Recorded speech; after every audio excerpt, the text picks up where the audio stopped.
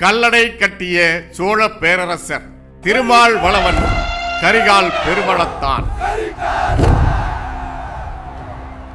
நீர் மேலாண்மை எனும் அறிவியலை உலகுக்கு கற்பித்த பேரரசர் திருமால் வளவன் கரிகால் பெருவளத்தான் அவர்கள் சோழ நாட்டு தலைநகரமாக திகழ்ந்த உறையூரில் இளஞ்சேட் சென்னி என்கிற சோழ அரசரின் மகனாக பிறந்தார். அவர் தன் தாயின் வயிற்றில் கருவாக இருக்கும் போதே தந்தை இளஞ்சேட் சென்னி இறந்துவிட்டதால் கருவிலேயே அரசராகும் உரிமையை பெற்றார்.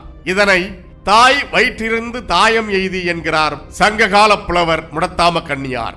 நனி இரு முன்னீர் நாவாய் ஓட்டி வழி தொழில் ஆண்ட உறவோன் மருக களி இயல் யானை கரிகால் வளவ சென்று அமர்கடந்த நின் ஆற்றல் தோன்ற வென்றோய் என்று வெண்ணி குயத்தியாரும் இரும்பனம் போந்தை தோடும் கருஞ்சினை அறவாய் வேம்பின் குழை தெரியலும் ஓங்கு இருஞ்சென்னி மேம்பட முடைந்த இருபெரு வேந்தரும் ஒரு களத்தவிய வெந்நீர் தாக்கிய வெறுவரு நோன்தாள் கண்ணார் கண்ணி கரிகால் வளவன் தாழ்நிழல் மருங்கின் அணுகுபூ குறுகி தொழுது முன் நிற்குவீராயின் பழுது இன்று பொருணராற்று படையில் முடத்தாம கண்ணியாரும் மேலும் கடியலூர் உருத்திரங்கண்ணனார் உள்ளிட்ட சங்ககால புலவர்கள் தொடங்கி ஆங்கிலேய பொறியாளர் ஆர்தர் காட்டன் மற்றும் பேயட் சுமித் ஆகியோர் வரை வியந்து போற்றிய மாமன்னன் திருமால் வளவன் கரிகால் பெருவளத்தான். கரிகாலனின் இமய படையெடுப்பு, ரோமாபுரி வணிகம், இலங்கை மன்னன் கயவாகுவின் வரவு, சிலப்பதிகாரம், பட்டினப்பாலை போன்ற சங்க இலக்கியங்களில் உள்ள குறிப்புகள் ஆகியவற்றை கணக்கில் எடுத்துக்கொண்டும் தொக்க களியின் 3090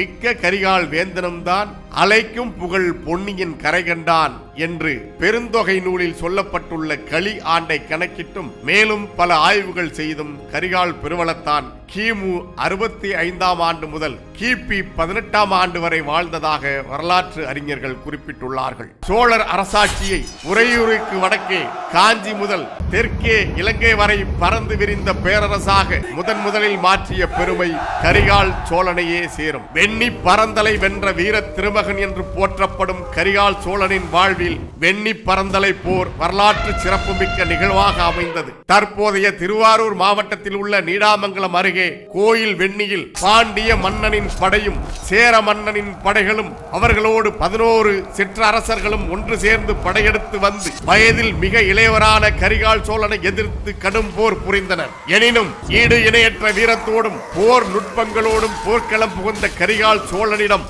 அத்தனை படைகளும் தோல்வியை தழுவி சிதறி ஓடின.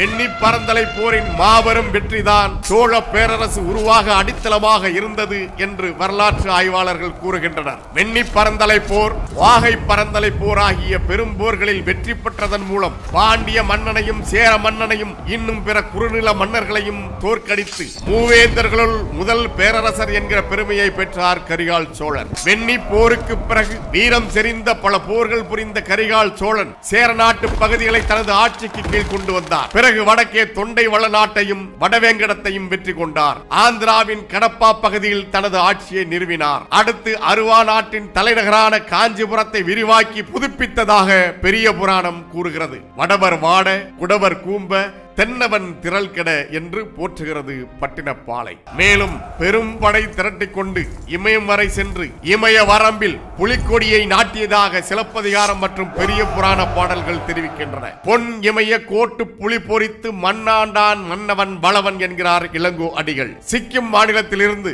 திபெத் செல்லும் வழியில் சூம்பி பள்ளத்தாக்கு இன்றைக்கும் சோழ கணவாய் என்று அழைக்கப்படுகிறது. சோழ மலைத்தொடர் என்றும் அழைக்கப்படுகிறது. இந்த அடையாளம் கரிகாலன் இமயத்தை வென்றதை உறுதி செய்வதாக அமைந்துள்ளது. இமயத்தை வென்ற கரிகாலன் அடுத்து பாய்ந்தது இலங்கையின் மீது. தனது கடல் படையை வலிமை மிக்கதாக மாற்றி இலங்கை மீது படையெடுத்து வென்று அங்கிருந்து 12,000 வீரர்களை கைதியாக கொண்டு வந்தார் என்கிறது இலங்கையின் மகாவம்சம். கரிகால் சோழர் பல வகையான நீர்ப்பாசன திட்டங்களை செயல்படுத்தி உழவு தொழில் சிறந்து விளங்க வழிவகை செய்தார். அவரது ஆட்சி காலத்தில் சோழ நாட்டில் காவிரி புகம்பட்டினம் துறைமுக நகரமாக விளங்கிற்று. இதன் வழியே அந்நிய நாடுகள் ஏற்றுமதி இறக்குமதி வாணிபம் சிறப்பாக நடைபெற்று சோழ வள நாட்டின் செல்வ வளங்கள் பெருகின. கலைகளில் மிகுந்த ஈடுபாடு கொண்ட கரிகால் சோழர் நடனக்கலை மற்றும் ஓவியம் சிற்பக்கலைகளையும் ஊக்குவித்தார். வரலாற்றில் ஏனைய அரசர்களை விட கரிகால் சோழரின் புகழ் இன்றளவும் நிலைத்திருப்பதற்கு மிக முக்கிய காரணம் பூவிரி புதுநீர் காவிரி என்று புறநானூர் புகழ்கின்ற காவிரியின் குறுக்கே அவர் கட்டிய கல்லணைதான். திருச்சிராப்பள்ளிக்கு அருகே உள்ள கல்லணையின் நீளம் 1080 அடி, அகலம் 66 அடி, உயரம் 18 அடியாகும். அக்காலம் முதலே காவிரி ஆற்றில் மிக பெரும் வெள்ளம் ஏற்பட்டு அதனால் மக்களின் உயிருக்கும் உடைமைகளுக்கும் அவர்கள் செய்து வந்த வேளாண்மை தொழிலுக்கும் இழப்புகளும் பெரும் பாதிப்புகளும் ஏற்படுவதை கண்டு வருந்திய கரிகால் சோழர் காவிரி ஆற்றின் குறுக்காக ஒரு தடுப்பு அணை கட்ட முடிவு செய்து தனது 53வது வயதில் கல்லணையை கட்டி எழுப்பினார். இயற்கையின் போக்கை உணர்ந்து கட்டப்பட்ட அணை கல்லணை. ஓடும் நீரில் அணை கட்டும் தொழில்நுட்பத்தை எனக்கு விளக்கி காட்டியுள்ள இந்த காவிரி அணையை கட்டிய முன்னவனை நான் வணங்குகிறேன் என்று ஆங்கிலேயர் ஆட்சி காலத்தில் நீர்ப்பாசன அதிகாரியாக இருந்த பொறியாளர் ஆர்தர் காட்டன் வியந்து போற்றுகிறார். ஓடும் நீரின் மீது அணை கட்டுவது தொழில்நுட்பம் வளர்ந்துள்ள இன்றைய காலத்திலும் மிகவும் கடினமான பணியாகும். காரை சாந்தோ சுண்ணாம்போ ஆற்றின் ஓட்டத்தில் கரைந்து கொண்டே போய்விடும். நீரை வேறு பக்கம் திருப்பிவிட்டு அணையை கட்டிய பின்பு பாதையை மாற்ற வேண்டும் என்றால் அதுவும் முடியாது. இன்றைய நாள்களிலேயே வெள்ளப்பெருக்கு காலங்களில் நொடிக்கு 2 லட்சம் கன அடி நீர் பாயும் காவிரி ஆறு கர்நாடகம் எல்லாம் உருவாகியிராத காலத்தில், இந்தியா என்ற ஒரு நாடே உருவாக்கப்பட்டிராத காலத்தில், எல்லாமும் தமிழ் நிலமாக இருந்த நிலையில் காட்டு வளம் உள்ளிட்ட 5 வளங்களும் பெருகி கிடந்த போது கல்லணை கட்டப்படுவதற்கு முன்பான நாள்களில் எவ்வளவு தண்ணீர் காவிரியில் பெருக்கெடுத்து ஓடியிருக்கும், நீரோட்டத்தின் அளவும் வேகமும் எந்த அளவு இருந்திருக்கும். அந்த நிலையில் தடுப்பணை அமைக்கும் தொழில்நுட்பத்தை கண்டறிந்ததால் தான் கரிகால் பெருவளத்தான்